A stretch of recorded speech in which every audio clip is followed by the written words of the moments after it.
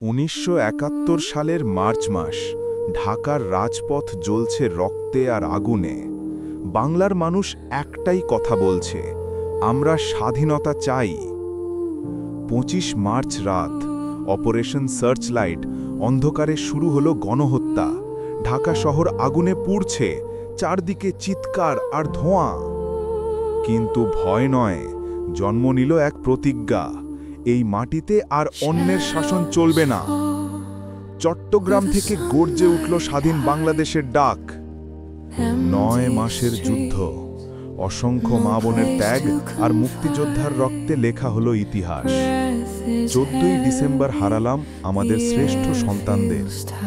অবশেষে ১৬ই ডিসেম্বর লাল সবুজের পতাকা উড়ল আকাশে। বাঙালি পেল তার নিজের দেশ, নিজের পরিচয়, বাংলাদেশ। রক্তে লেখা স্বাধীনতা চিরকাল অমর।